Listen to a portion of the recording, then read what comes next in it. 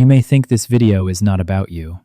Maybe baby boomers feel like a generation that is hard to understand, hard to talk to, or too stubborn to change.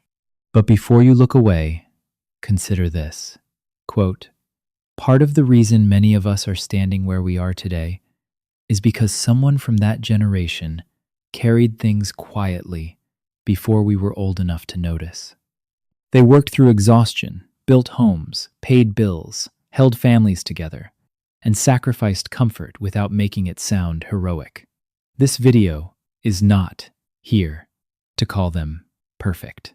It is here to understand what shaped them, what they carried, and why their silence may have meant more than we realized."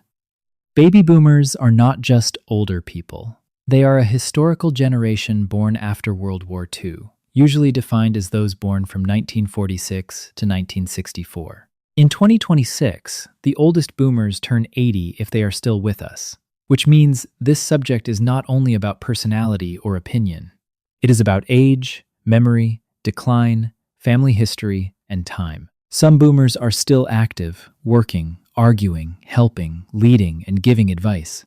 Some are retired, slower, quieter, or harder to reach.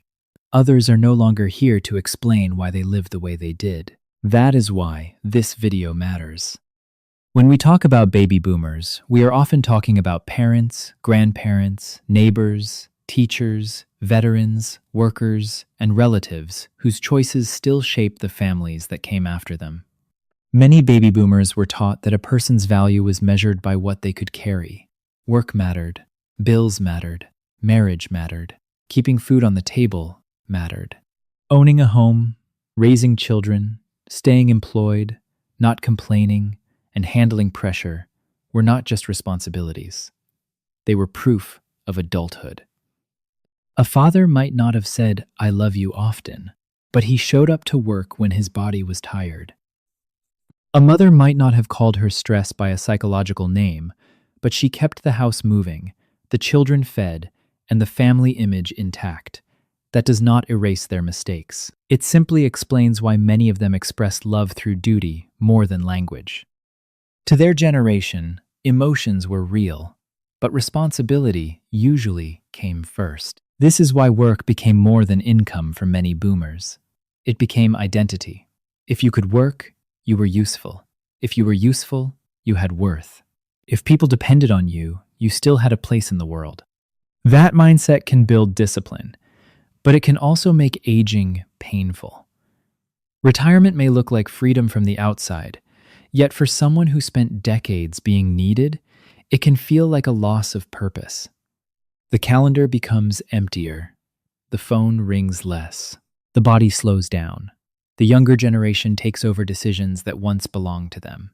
That is one reason some older adults continue working deep into later life. BLS projected that the labor force of people aged 75 and older would grow sharply by 2030. For many, work is not only money. It is structure, identity, and proof that they still matter. Many people say baby boomers do not care about psychology, society, statistics, or outside opinions. That sounds harsh, but there is a softer truth underneath it. A lot of boomers did not grow up in a culture where people discussed trauma, emotional regulation, inner child wounds, or generational patterns at the dinner table. They were not taught to explain themselves in therapeutic language. They were taught to handle life.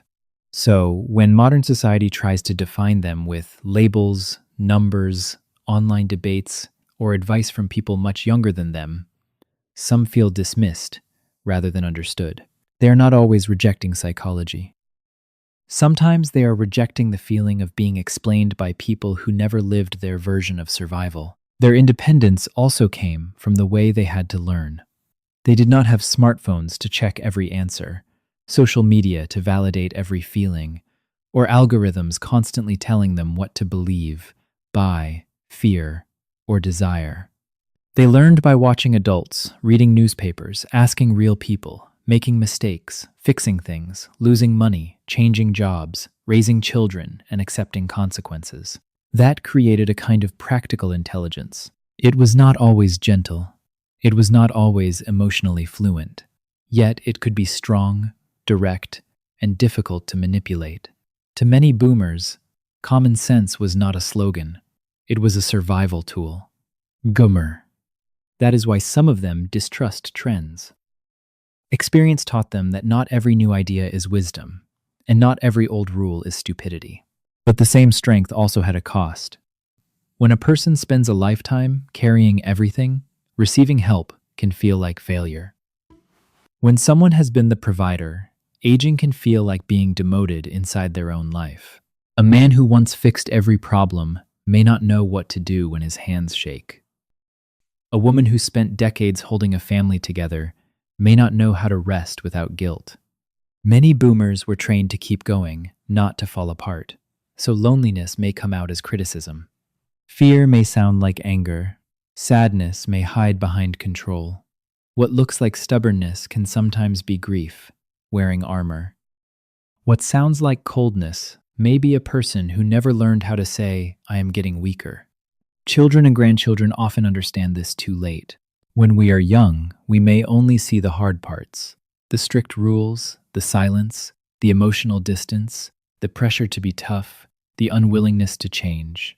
Later, after work, bills, parenting, loss, and responsibility touch our own lives, some of the picture becomes clearer. Maybe they were not always kind in the way we needed. Maybe they did not know how to apologize. Maybe they caused wounds that should not be excused. Understanding them does not mean pretending everything was healthy. It means seeing the full person, not only the damage. Many boomers loved through provision, protection, repair, discipline, and sacrifice, even when they lacked the language to make that love feel warm. The shocking psychology of baby boomers is not that they were hard to understand. It is that many carried so much without ever being taught how to explain it. Some are still with us. Some are gone. Some are quieter now, weaker now, or living inside memories their children will never fully know. The lesson is not that we must agree with everything they believed. It is not that pain should be romanticized or harmful behavior ignored. Appreciate what they carried. Learn from what hurt them. And do not wait until someone is gone to understand the weight they once held for you. If your parent or grandparent was a baby boomer, what do you understand about them now that you did not understand before?